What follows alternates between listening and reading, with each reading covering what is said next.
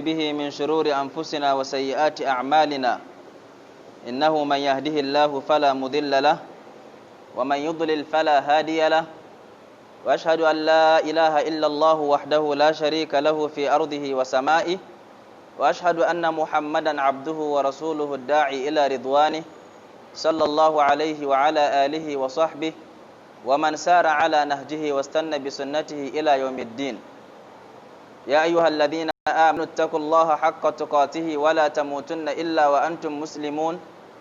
يا أيها الناس اتقوا ربكم الذي خلقكم من نفس واحدة وخلق منها زوجها وبث منهما رجالا كثيرا ونساء واتقوا الله الذي تساءلون به والأرحام إن الله كان عليكم رقيبا.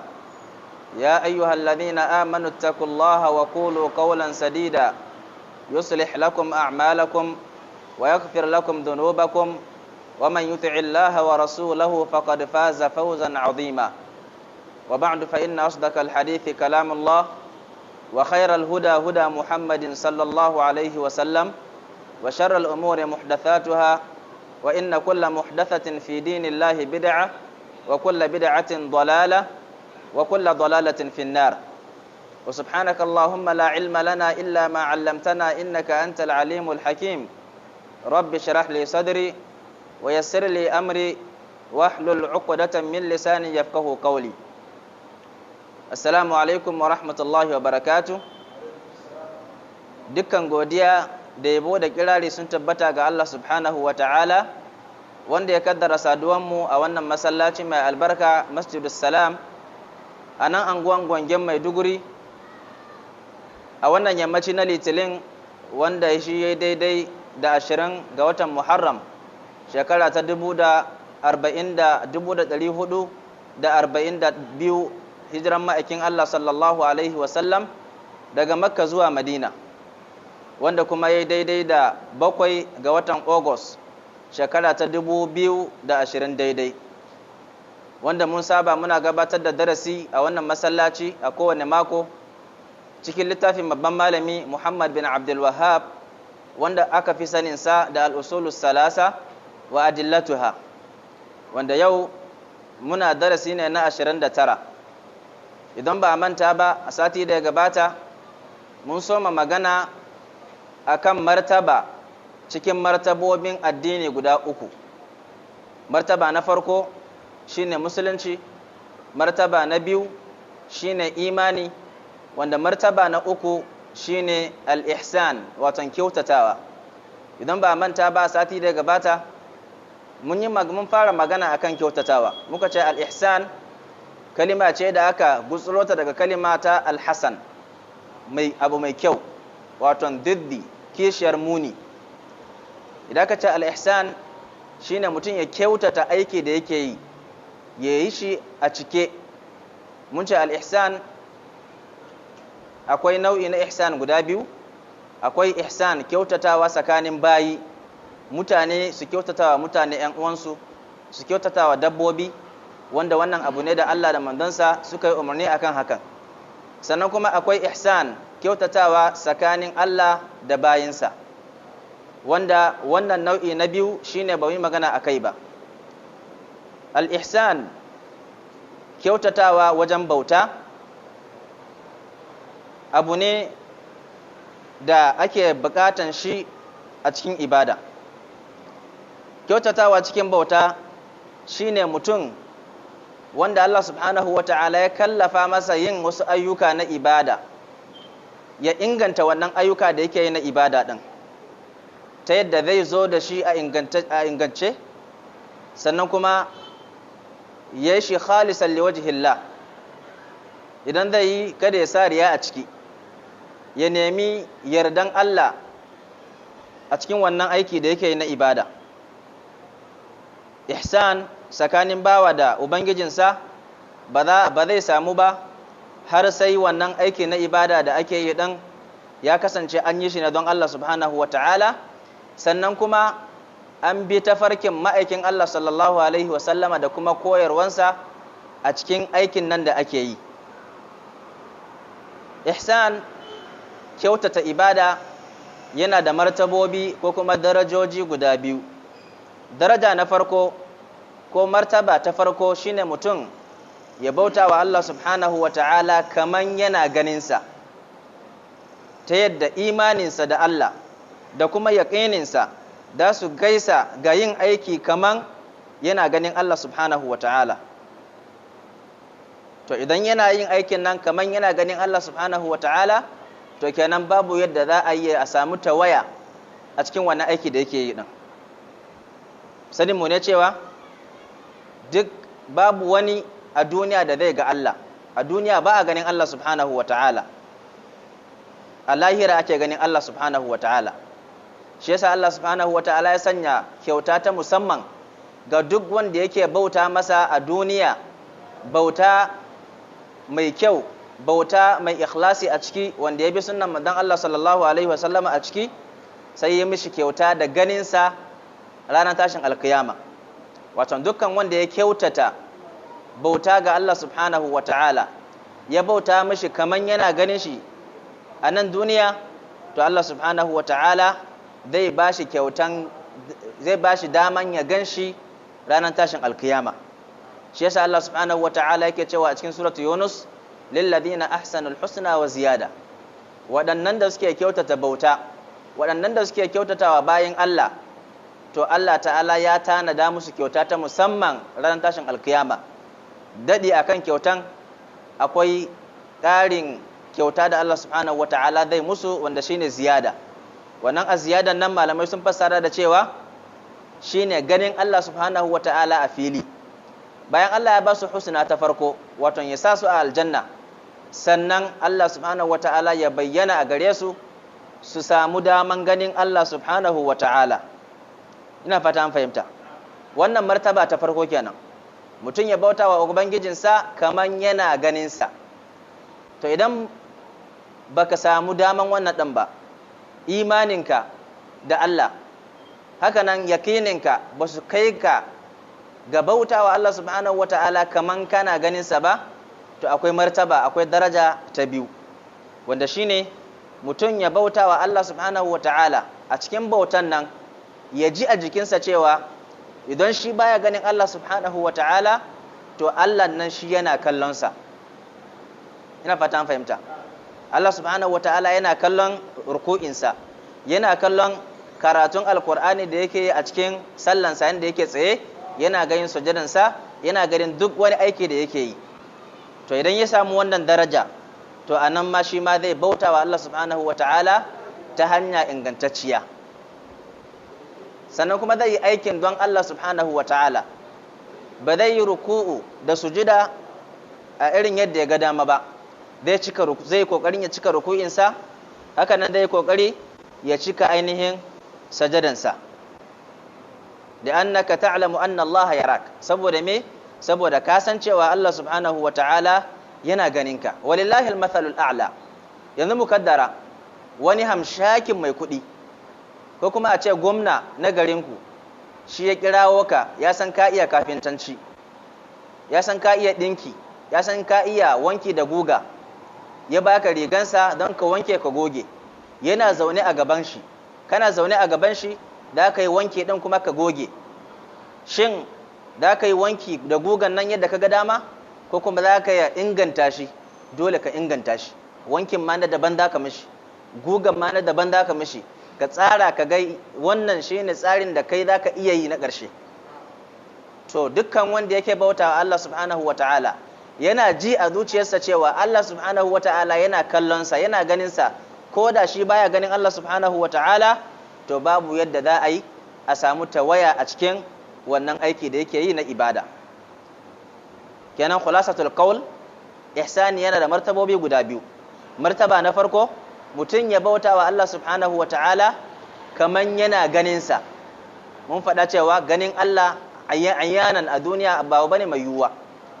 Wasu da suke cewa annabin Allah sallallahu alaihi wasallam ya ga Allah subhanahu wa ta'ala yayin da aka yi mi'raji da shi, malamai sun ce a'a wannan zancen bai yi ba. Babu dalilin da zai karfafa wannan. Dalilai da ake kawowa yawanci dalilai ne akan wannan maganan da yake radiya wannan magana din. amma babu wanda ya taba ganin Allah subhanahu wata'ala a duniya. Allah ta'ala ba a ganin shi a duniya, amma masu ihsani, masu kyautata bauta, masu kyautata wa mutane za su samu daman ganin Allah subhanahu wata'ala a lahira.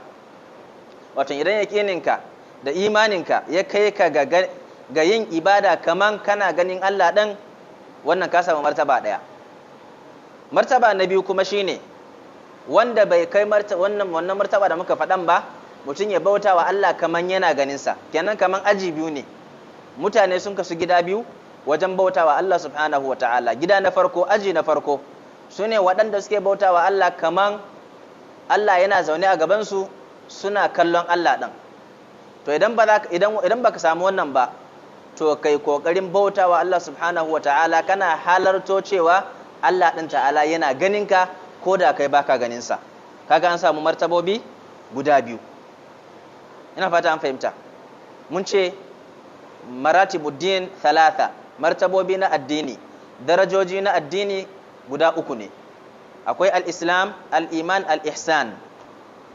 Al-islam tana da faɗin gaske, musulunci yana da faɗi, ta yadda hatta munafiki wanda yake faɗan abun da ba shi bane a zuciyarsa a baki, shi ma zai shiga cikin musamman islam, da kira shi da musulmi. Ba za a mashi hukunci da kafiri ba, saboda me? Saboda ya riga da ya furta kalimatu shahada, kuma ana ganin sana yana yin sallah, ba za a ce wannan kafiri bane, a'a wannan musulmi ne.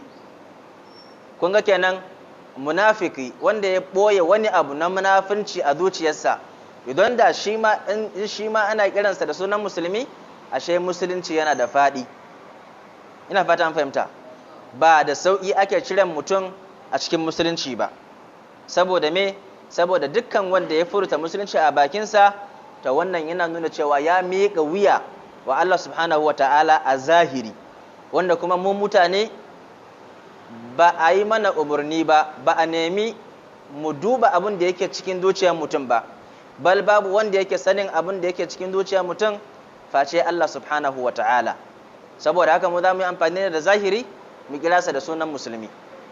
Ba a yadda ka kira sa da wani suna ba banda sunan musulunci. Sannan kuma musulmi mai raunin imani, shi ma za mu kira sa a sunan musulmi. Musulmi ne yana sallah, ya furta kalimatu shahada, amma shine sata, shine zina, shine kashe rai, shine ƙarya, shine kaga wannan imanin sa yana da rauni, amma duk da haka ba za mu kira sa da wani suna ba banda sunan musulunci. Wannan musulmi ne shi ma. Kun ga ashe kenan musulunci yana da faɗi. Sannan aji na biyu ko da'ira ko class na biyu shine class na imani, wanda imani adyaku min al-islam, yana da ɗan matsi sama da musulunci. Saboda me? Saboda ba za a kira mutum mu'mini ba har sai ya yi imani da Allah da manzonsa 100%. An fahimta? Abin da yake cikin zuciyarsa shine abin da yake furtawa a baki, shine abin da yake aikatawa a gangan jikinsa, a yadda muke gani. Ashe kenan munafiki ba za a kira sa da sunan mu'mini ba. Munafiki musulmi ne amma ba mu'mini bane. Ina fata an fahimta. Sannan wa inna ma yadkhulu fiha ahlul iman wa hum ala qismain. Wadanda za a kira su da mu'minai su ne ma'abota imani. Ma'abota imani kansu sun kasu gida biyu.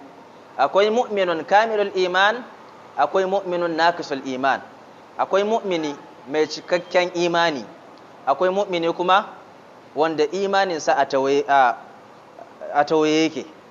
Kenan mu'mini fasiki da mu'mini mai tsoron Allah duka za su shiga ciki. Wane ne mu'mini fasiki? Ya yarda da Allah da manzonsa, yana ayyuka masu kyawu, amma yana da wasu kurakurai wanda ba su kai kaba'ir ba. An fahimta? To wannan mu'mini ne fasik. Amma kuma mu'min taqi, shi baya aikata wani zunubi illa lamam, sai kananan zunubai a sagair shi yake aikatawa. Kaga wannan mu'minin na taqi. Idan mun lura da'ira ta iman adyak, shi yafi matsi akan da'ira ta islam. Sannan da'ira ta thalitha, da'ira ta uku, class na mutane na addini na uku shine da'ira ta al-ihsan wanda muka faɗa na yanzu. Al-ihsan shi ma yana da matsi sosai, yafi al-islam da al-iman duka matsi.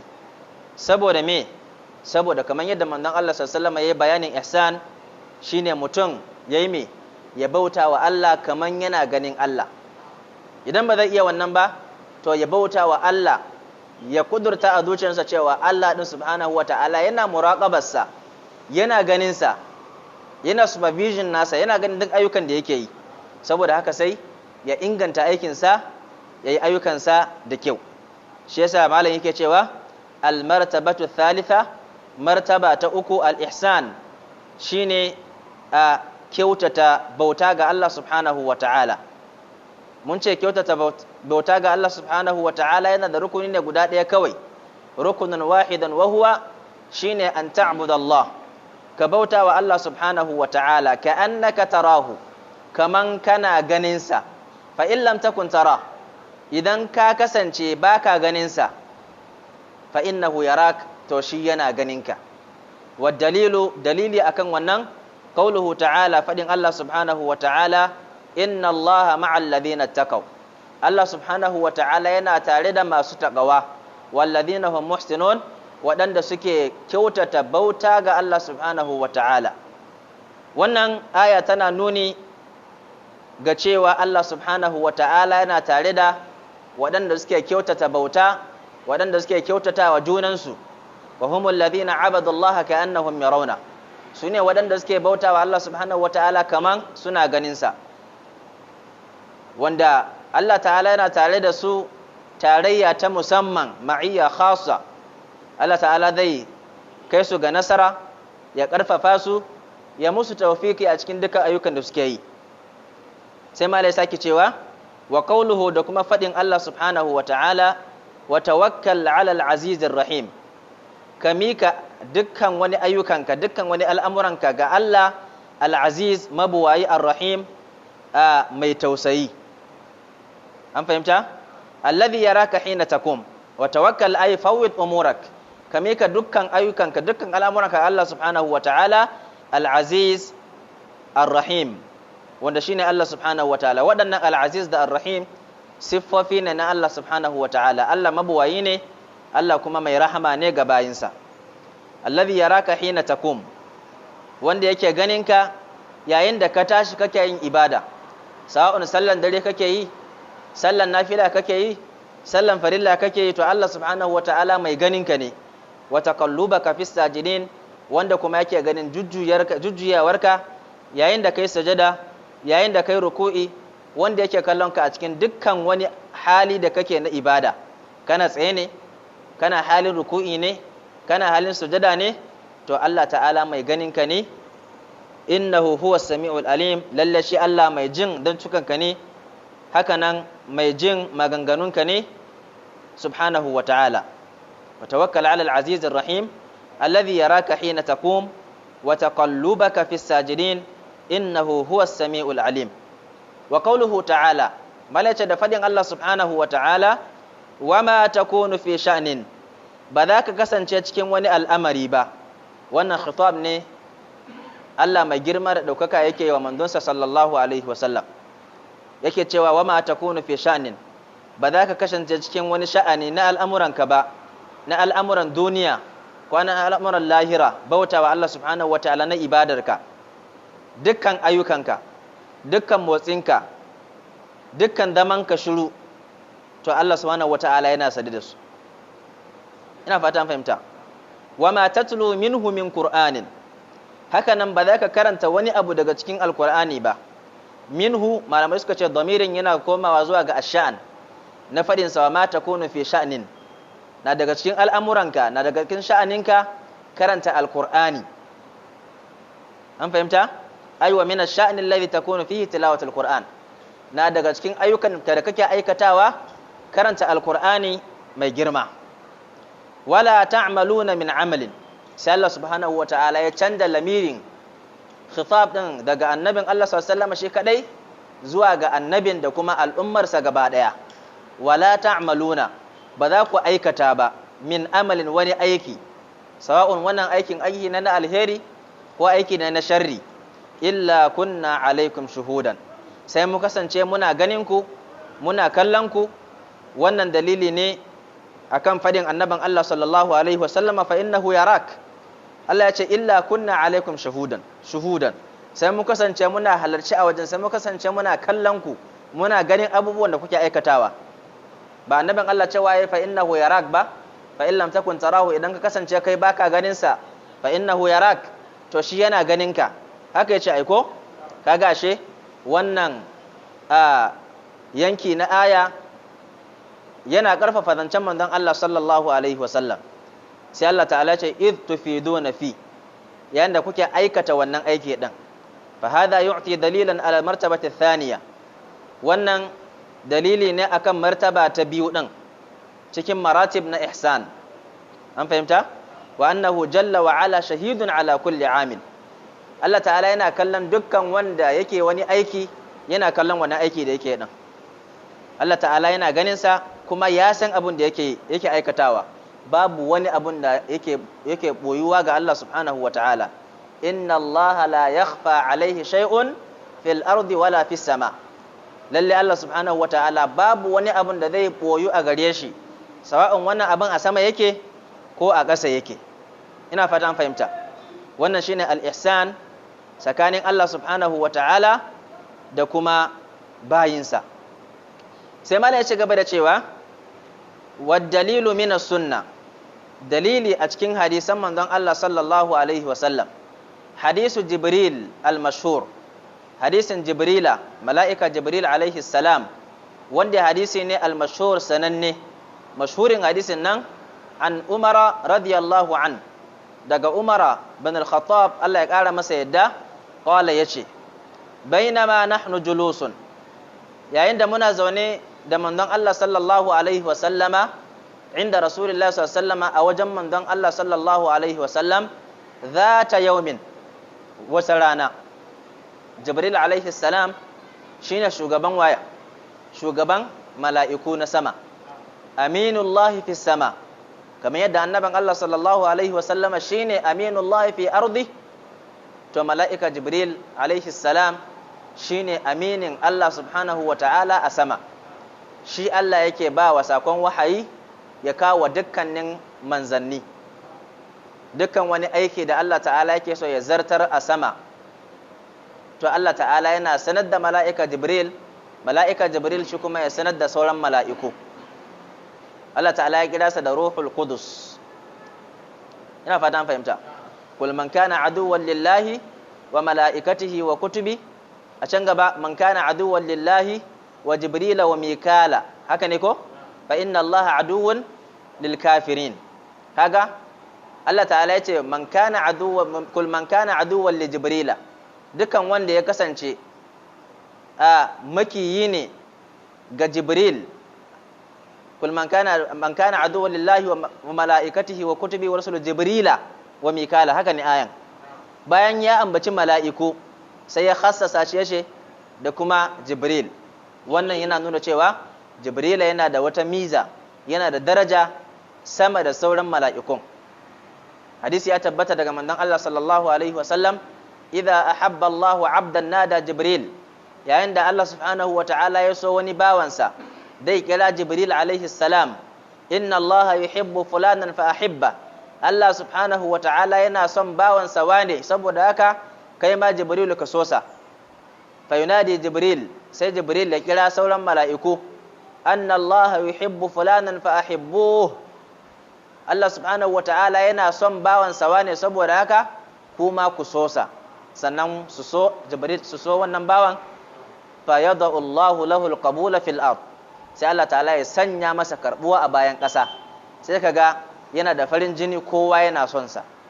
Wannan shine mala'ika Jibril alaihi salam. To wanda ya rawaito hadisin shine Umar ibn al-Khattab, thani khulafa'ur rashidin, shine khalifa na manzon Allah sallallahu alaihi wasallam na biyu, wanda a sanadiyan musulunci ya samu gindin zama a garin Makka. Annabi sallallahu alaihi wasallam ya samu daman ya bayyana da'awarsa, ya bayyana sakon da Allah subhanahu wata'ala ya kawo masa. A sanadiyyar musuluncin Umar bin al-Khattab da yawa daga cikin mutanen Makka, cikin Qurayshawan Makka sun musulunta. To shine ya rawaito wannan hadisin. Umar bin al-Khattab yake cewa bainama nahnu julus, wata rana muna zaune inda Rasulullahi sallallahu alaihi wasallam, a wajen manzon Allah sallallahu alaihi wasallam, ittala alaina rajul, sai kwasam wani mutum ya fito mana, shadidu bayadu thiyab, yana da ainihin tufafinsa fari ne fat, tufafin nasa fari ne wanda farin nan mai tsanani ne, shadidu sawadi sha'ar, kuma gashin kansa baki ne kiran, la yura alaihi atharu safar, ba a ganin alamun tafiya tare da wannan mutumin. An fahimta? La yura alaihi atharu safar, ba a ganin alamun tafiya a tare da shi. Wala ya'rifuhu minna ahad, kuma babu wanda ya san wannan mutumin a cikinmu. Na daga cikin al'adan sahabban manzon Allah sallallahu alaihi wasallam, a duk lokacin da annabi ya zauna da sahabbansa, sukan tambaye shi wasu abubuwa da ba su sani ba. A wata riwaya, ina jin riwaya ce ta Bukhari shi kadai, yake cewa muna jin tsoro, muna jin haibar mu tambaye manzon Allah sallallahu alaihi wasallam game da wani abu da ya shafi addinin mu, sai muna son wani daga ƙauye ya zo ya tambaye sa, sannan wannan mutumin ya zo. Sannan a wata riwaya ta Abu Huraira, wanda shine ya rawaito hadisin, yake cewa wata rana manzon Allah sallallahu alaihi wasallam ya fita ya tsaya cikin mutane, yace saluni, ku tambaye ni, fahabuhu an yasalu, sai suka ji tsoron su tambaye manzon Allah sallallahu alaihi wasallam. Sannan mala'ika Jibril ya zo da siffan mutum ya tambaye manzon Allah sallallahu alaihi wasallama abinda zamu karanta a gaba, ya gudana tsakaninsa da annaban Allah sallallahu alaihi wasallam. Mutane za su tambaye manzon Allah a cikin majalisa yayin da suke zaune tare da sahabbansa, sannan su sahabban ma suna saurara su karu da abin da mutumin nan ya tambaya. Yaddakhala alaina rajulun shadidu bayadu thiyab shadidu sawadi sha'r. Wannan mutumin da ya zo shine Jibril alaihi salam, kamar yadda muka faɗa, wanda ya zo ne a siffar mutum, bai zo musu da sura a siffata mala'ika ba. Saboda me? Saboda idan ya zo da siffan mala'ika, mutane ba za su iya jure ganinsa ba, duk babu wanda ya isa ya ga mala'ika a siffarsa kuma ya rayu. Ina fata an fahimta. La yura alaihi atharu safar wala ya'rifuhu minna ahad, ba a ga alamun tafiya ba ta tare da shi. Yanzu mutum misali yana kan babur ko yana kan jaki, doki, yana kan keke, ba kwalta ya bi ba, ya bi wani sahara hanyar ƙasa, ya yi tafiya na kilomita 5 ko 6, da a ga alamun tafiya ta tare da shi. Bal ko akan kwalta ne sai an ga wasu alamu a kansa, kan shi bakin kan sannan zai canja, duka ƙura zai bige shi, jikinsa ma za ga alamun ƙura, alamun matafi, amma ba ga wannan alaman a jikinsa ba. An fahimta? La yura alaihi atharu safar wala ya'rifuhu minna ahad, kuma a cikin mu mazaunin wajen babu wanda ya san sa. Wanda malamai suna tattaunawa suna cewa ta yaya Umar ibn al-Khattab ya san cewa babu wanda ya san sa a cikin su. Ta yi Umar yana nufin a cikin su mazaunin garin, su waɗanda suke majalisar manzon Allah sallallahu alaihi wasallam yawancin su manyan garin ne.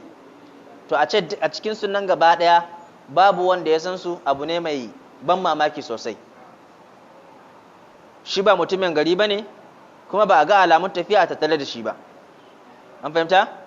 Wala ya'rifuhu minna ahad hatta jalasa ila an-nabi sallallahu alaihi wasallam, har sai da yazo ya zauna a gaban manzon Allah sallallahu alaihi wasallam, fa asnada rukbatayhi ila rukbatayhi, sai ya jingina giwoyinsa guda biyu bisa giwoyin manzon Allah sallallahu alaihi wasallam guda biyu din, wa wada'a kaffaihi ala fakhidai, sai ya sanya tafin hannunsa guda biyu akan cinyoyinsa guda biyu din.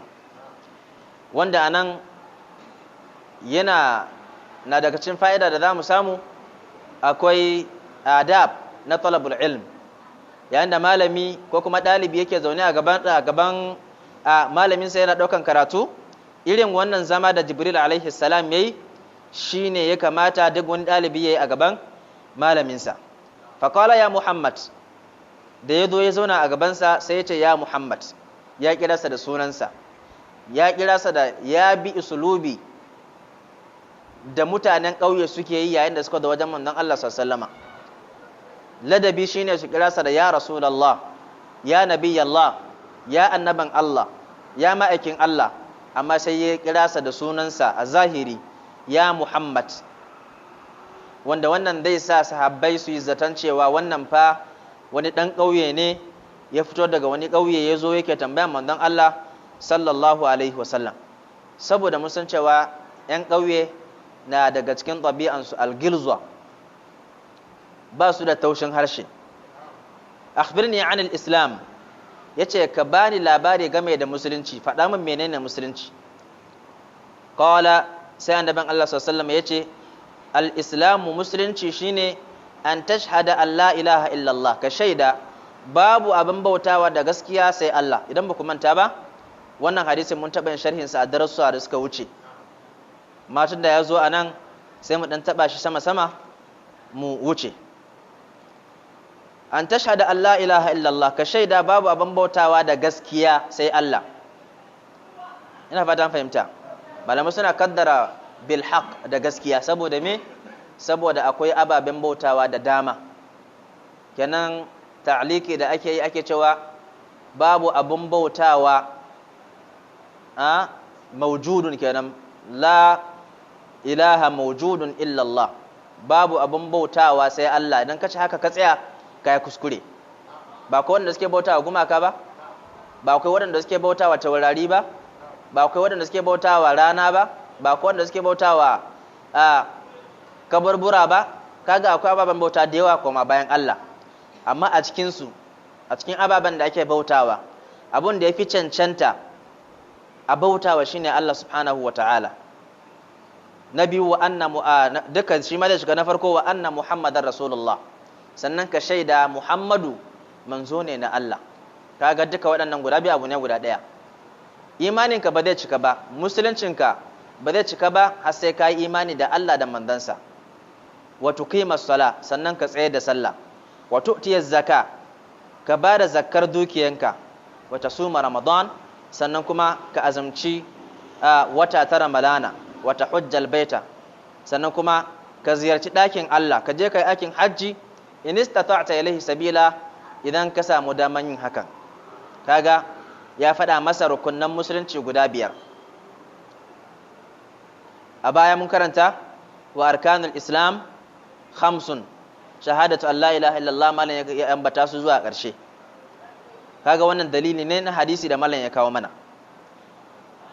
Qala sadaqt, daga nan baya ambata mishi waɗannan rukunai na musulunci guda 5, wanda dole sai an samu waɗannan rukunan guda 5 tattare da mutum kafin ya amsa sunan musulmi. Amma bai fassala mishi ba, bai shiga mishi cikin ayyuka wanda yin su mustahabbi ne ba. Saboda me? Saboda waɗannan ayyuka da ya faɗa su ne asas. Idan aka rasa su, to koda ka yi sadaka ɗin, koda ka yi azumin nafila ɗin, koda ka yi ainihin sadaka na nafila, koda ka je aikin haji, to ka yi aikin banza ne. Dole sai waɗannan asas ɗin sun samu gindin zama. Ina fata an fahimta. Kenan annabi sallallahu alaihi wasallam ya masa ikhtisarin jawabin nasa, yace sadaqt, kai gaskiya. Umar bin al-Khattab yake cewa yayin da yace sadaqta, kai gaskiya, sai muka yi mamaki. Ya zo ya tambaye manzon Allah tambayan jahili wanda bai sani ba, ya zo ne don ya nemi sani, amma duk da haka bayan an faɗa mishi yake cewa gaye gaskiya, wanda wannan yana nuna cewa dama ya sani tukun ya tambaya. Amma me yasa ya tambaya? Sai suka yi mamaki, tunda har yana cewa kayi gaskiya, kenan ya san amsan da annabi zai basa, ya san kuma an amsa da annabi ya basa ɗin gaskiya ne, to me yasa ma ya tambaya? Sai suka yi mamaki. Qala akhbirni an al-iman, sai sake cewa ka bani labari game da imani, faɗa min menene imani. Qala, sai annabi sallallahu alaihi wasallam ya ce da shi, an tu'mina billah, imani shine kai imani da Allah wa mala'ikatihi da manzansa wa kutubihi da littattafan da ya saukar wa manzanninsa wa rusulihi da kuma manzanninsa wal yawmil akhir, sannan kai imani da ranar ƙarshe wa tu'mina bil qadar, sannan ka yadda da kaddara khairihi mai dadin sa wa sharrihi da mara dadin sa. Fa zakara lahu sallallahu arkan al iman as-sitta, sai annabi sallallahu ya ambata masa rukunnan imani guda 6. Wannan shine a imani, dukkan wanda ya samu waɗannan ababai bayan ya amsa sunan musulmi zai amsa sunan mu'mini.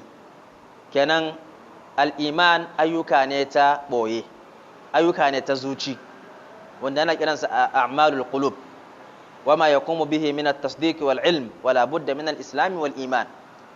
Mun sani cewa al-islam da al-iman yayin da suka zo a waje daya, kowanninsa yana daukan ma'anoni daban-daban, amma yayin da suka zo a wurare daban-daban, yayin da suka zo a rabe, to wannan yana nuna cewa yayin da suka zo a rabe ma'anansu ɗaya ne. Suke cewa al-iman wal islam idha ijtama'a iftaraqa wa idha iftaraqa ijtama'a. Yayin da suka rabu ma'anansu zai zama ɗaya, yayin da suka haɗu ma'anansu zai zama daban-daban. Ina fata an fahimta. Mutum ba zai amsa sunan mu'mini ba har sai ya zama musulmi. Ina fata an fahimta. Tayyib. Qala sadaqt, فأعجبنا له يسأله ويصدقه. ثم قال أخبرني عن الإيمان. قال الإيمان أن تؤمن بالله وملائكته وكتبه ورسله وتؤمن واليوم الآخر وتؤمن بالقدر خيره وشره. wannan wata riwaya daban na karanta ko. Sai sake cewa fa akhbirni an al-ihsan, ka bani labari game da kyautatawa. Me ake nufi da kyautatawa? Kenan mun zo kan class na 3, aji na 3, martaba daraja na 3 cikin martabobi na addini. Qala an ta'budallaha, yace ihsani shine ka bauta wa Allah ka annaka tarahu, kaman kana ganin sa. Fa in lam takun tarahu, in ka kasance baka ganin sa, fa innahu yaraka, to shi yana ganin ka. An fahimta? Aga an samu a hadisi, dalili cikin hadisi da yake tabbatar da maganar malam na cewa al-ihsan shine an ta'budallaha ka annaka tarahu fa in lam takun tarahu fa innahu yarak. Sane sake cewa sadaqt, kai gaskiya. Fa akhbirni an as-sa'a, ka bani labari game da sa'a, game da tashin alkiyama. Yaushe za a yi tashin alkiyama? Shin gobe ne za a yi? A cikin wannan wata ne za a yi? A cikin wannan shekarar za a yi? Ko sai shekara mai zuwa? Ko sai baɗi za a yi? Ina fata an fahimta. Sai ya ce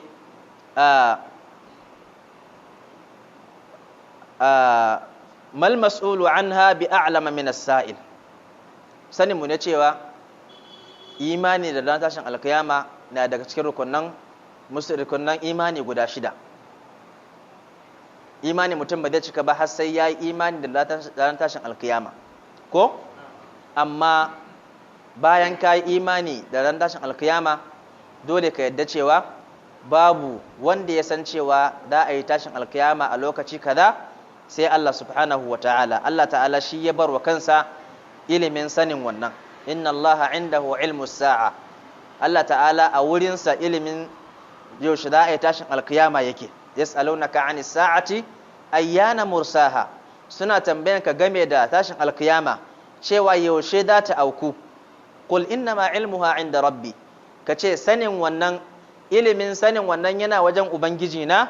La yujalliha liwaqtiha illa hu, babu wanda ya san wannan rana da za a tashin alkiyama sai Allah subhanahu wa ta'ala.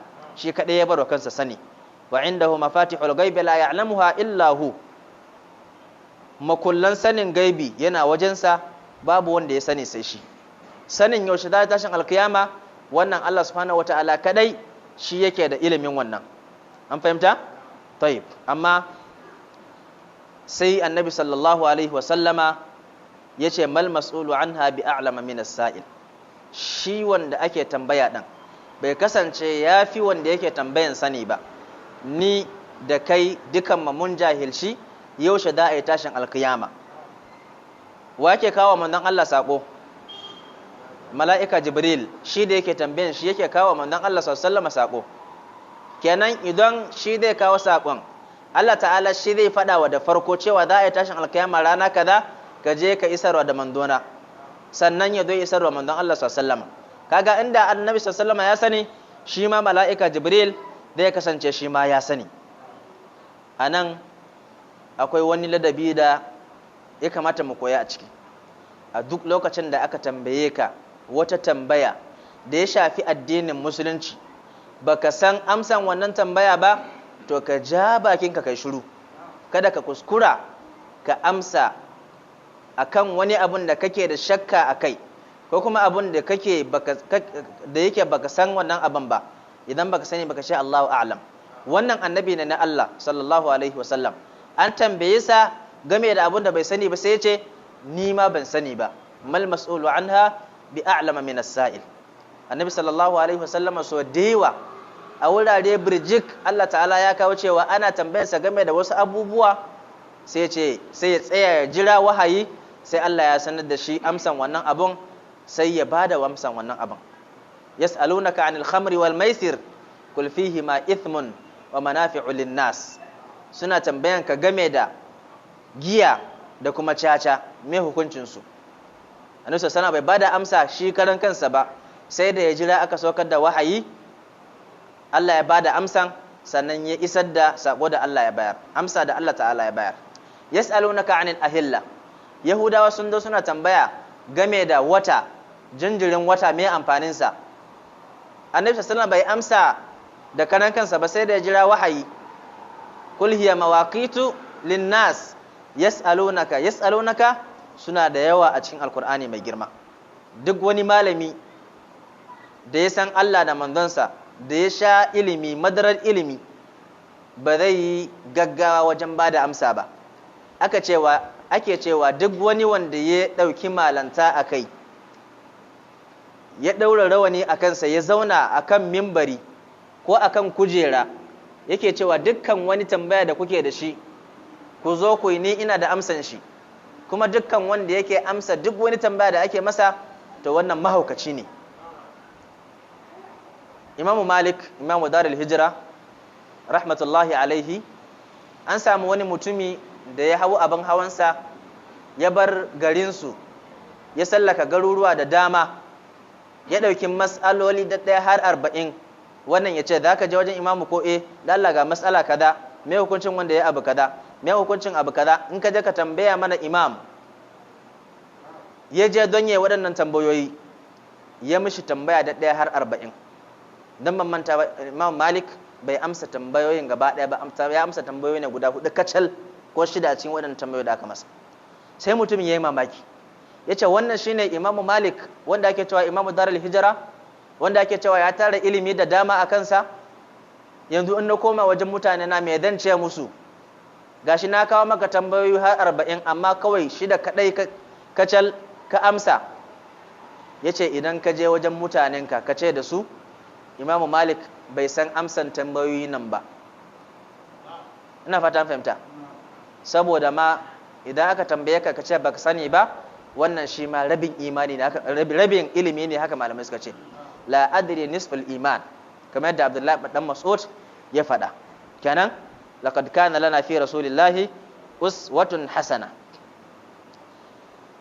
Sai sake cewa tunda kai baka san lokacin da za a tashin alkiyama ba, fa akhbirni an amaratiha, ka faɗa man alamomin tashin alkiyama din. Allah subhanahu wa ta'ala ya bayyana alamomi da zaran an ga waɗannan alamomin da tashin alkiyama. Malamai suka ce alamomin tashin alkiyama akwai alamatu sa'a as-sughra, akwai alamatu sa'a al-kubra, da kuma alamatu sa'a al-wusta. Akwai manya-manyan alamomi na tashin alkiyama, wanda da zaran waɗannan alamomi sun bayyana da tashin alkiyama. Sai dab da za tashin alkiyama waɗannan alamomi za su bayyana, kamar fitan dajjal kamar saukan annabi Isa alaihi salam, kamar fitan yajuju da majuju, kamar rana ta fito a mafaɗarta. Waɗannan duka alamomi ne manya-manya cikin alamomin tashin alkiyama. Sannan kuma akwai alamatu sa'a as-sughra, ƙananan alamomi wanda ko da waɗannan alamomin sun faru ba za a yi tashin alkiyama ba sai bayan wurin wasu lokuta mai nisa. Ina fata fahimta. Kaman fitan makaretan nan da annabi ya faɗa, waɗanda za su yi iddi'a'in nubuwa, za su ce su ma annabawa ne, Allah ya ba su mandanci. Musan cewa annabi sallallahu alaihi wasallam shine cikamakin annabawa, babu wani annabi bayansa, la nabiyya ba'di, khatamun nabiyyin. Annabi ya ce idan a ƙarshen zamani na daga cikin alamun sa'a fitan waɗannan mutane wanda su insi su musailamatul kadhab sun bayyana tun da shekaru da dama.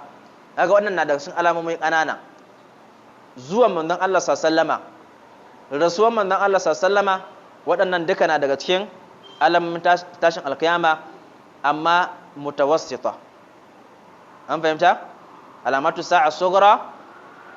Sannan wasu suna cewa akwai alamatu sa'a dan alamomin tashin alkiyama guda uku ne. Akwai sughra, akwai mutaqaddima, akwai mutawassita da kuma alamat kabira. Ina fata an fahimta. To alamat saghira wa mutaqaddima sune alamomi kanana da suka riga da suka gabata. Zuwan manzon Allah, rasuwansa, fitan zuwan ainihin magareta guda 9 ne ko nawa ne inja manzon sallama, na manta adadin, duka ya riga da ya bayyana. Alamatu saghira wa mutaqaddima sun riga da sun gabata.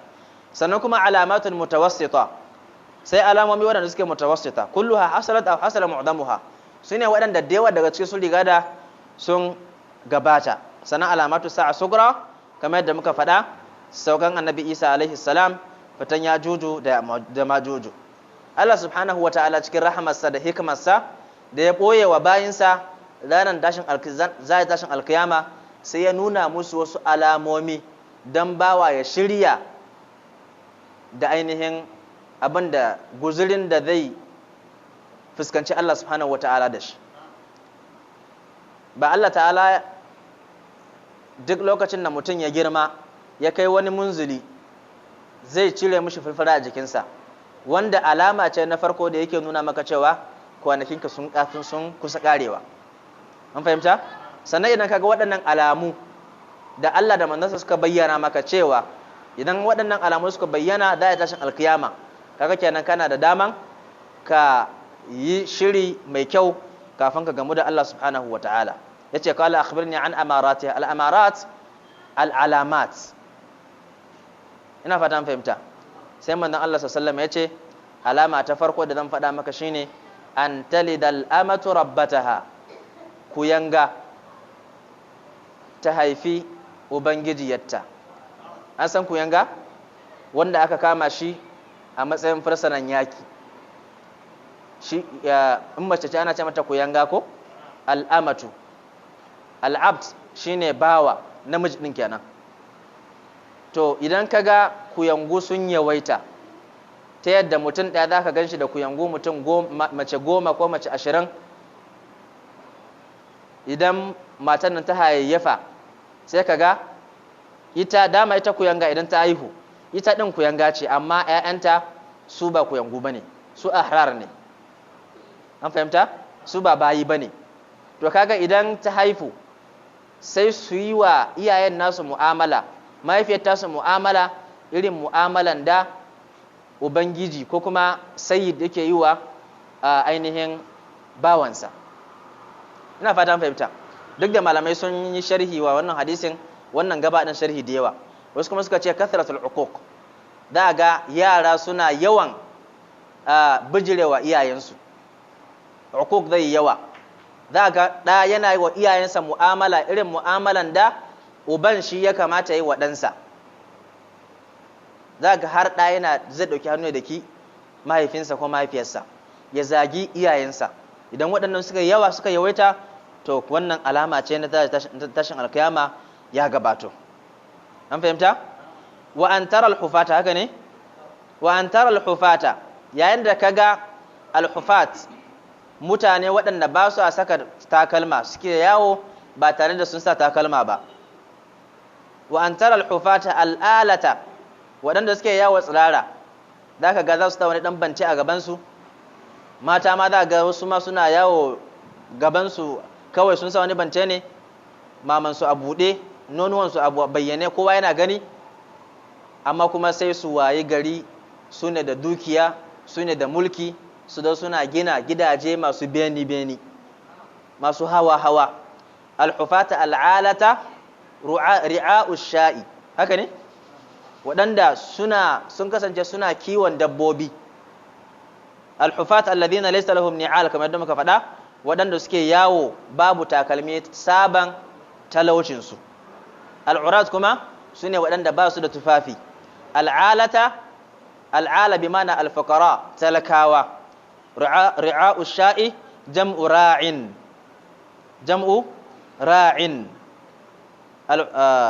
Ar-ri'a jam'i ne na ra' mai yin kiwo. Alladhina yar'auna al-aghnam, waɗanda suke kiwon ainihin dabbobi, tumaki da awaki. Yatatawaluna fil bunyan, suna yin gini mai tsawo.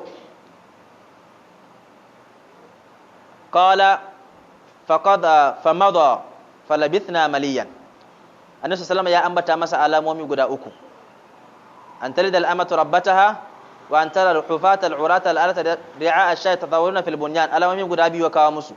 Talakawa da suke rayuwa a ƙauye su yi kuɗi, su zama hamshakan masu kuɗi, mulki ya shiga hannunsu, har su zo su gina gidaje masu beni a cikin gari. To wannan kaga ka samu alamatu sa'a, saboda haka ka shirya. Qultu sai nace Allahu wa rasul qala fa mada, sai ya wuce ya tafiyarsa mutum bayan an basa masa. Yace falabithna maliyan, sai muka dan zauna jim kadan tare da manzon Allah. Fa qala sai yace ya Umar, ya kai Umar, atadri man sa'il, shin ka san wannan da zai tambaya wane ne? Qultu, nace Allahu wa rasuluhu a'lam, Allah da manzansa su suka fi sani. Qala yace hada Jibril, wannan mala'ika Jibril ne, atakum ya zo muku, wa'allimukum amra dinikum, don ya karantar da ku al'amarin addininku. Kaga ashe yana daga cikin usulub na karantarwa tambaya da amsa, kamar yadda aka yi rubuce-rubuce wanda ya kunshi tambaya da amsa. Idan ba ku manta ba, ahlari ma akwai su'al wa jawab nasa. Saboda me? Saboda usulubin tambaya da amsa zai sa mutum ya gane abu a cikin kankanin lokaci. Subhanakallahumma bihamdik, nashhadu an la ilaha illa anta nastaghfiruka wa natubu ilaik. Wassalamu alaikum wa rahmatullah.